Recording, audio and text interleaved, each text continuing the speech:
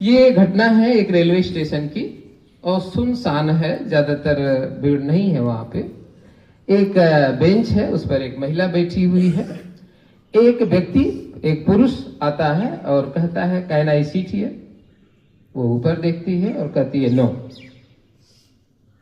ठीक, थोड़ी देर बाद एक और व्यक्ति आता है, वो कहता है मे आई सीट हियर।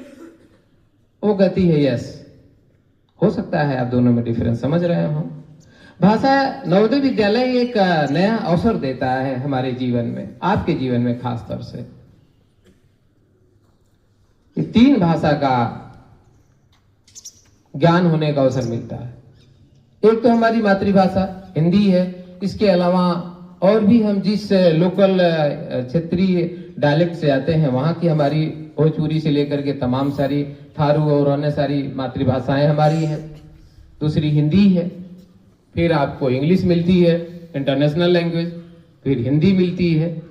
तो ये हमारे इतनी सारी भाषाएं रही हैं और वो धीरे धीरे धीरे धीरे कुछ बड़ी भाषाओं के प्रभाव में विलुप्त होती चली गई, क्योंकि उनको अवसर उस तरीके से कंपटीशन से लेकर के तमाम सारी चीजों में वो अवसर नहीं दिया गया कि वह उस भाषा में, हालांकि बहुत सारा सुधार, संवैधानिक सुधार किया गया और बहुत सारी भाषाओं को जोड़ा गया।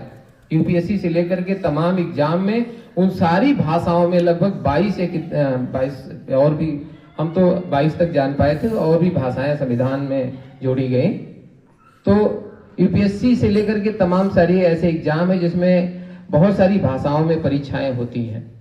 तो भारत सरकार ने एक अनोखा यह प्रयोग शुरू किया है और बहुत शुभ है, बहुत अच्छा है कि हमारी जो खोई हुई कल्चरल हेरिटेज है उनको फिर से जागृत करना, पुनर्जागृत करना। पुनर्जागरण भी इसी कहते हैं कि हम अपनी खोई हुई अस्मिता, खोई हुई हमारे मूल्य, खोई हुए हमारे धरोहर, उनको हम फिर से जो है पुनर्जागृत करें और आगे लाएं। ये इसीलिए है भाषा उत्सव का प्रोग्राम सरकार ने इसीलिए ये शुरू कराया है, ताकि हम दूसरी भाषाएं सीखें।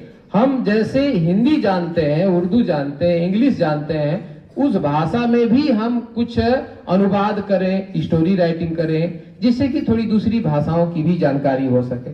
जैसे आज देख लीजिए, भारतीय संविधान निर्माण के दौरान एक ये चैलेंज आया था कि हिंदुस्तान की राष्ट्रभाषा क्या होनी चाहिए।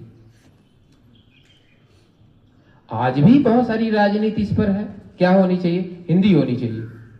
लेकिन पूरा दक्षिण भारत हिंदी नहीं बोलता है, पूरा दक्षिण भारत हिंदी नहीं बोलता है। हाँ, एक विचार महात्मा गांधी जी का आया था कि एक हिंदुस्तानी भाषा, हिंदी का नाम उन्होंने हिंदुस्तानी किया।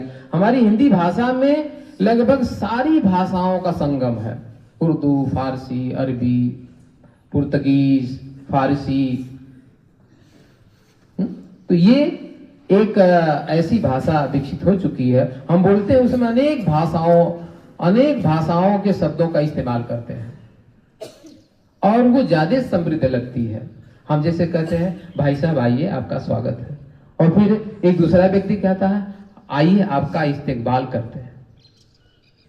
हमारे उर्दू सर यहाँ हुआ करते थे, मुर्तजा सर, जो कि शब्दों के सौदागर हुआ करते थे, विशेषण के सौदागर हुआ करते थे। एक साथ एक शब्द के कई शब्द बोल करके तो आगे बढ़ते थे। तो उतनी उनकी समझ और जानकारी थी, हमें भी विकसित करना चाहिए। हाँ, एक चीज और, जब आप न्यूज पढ़ने आ रहे हैं तो उसमें 2-3 सेंटेंस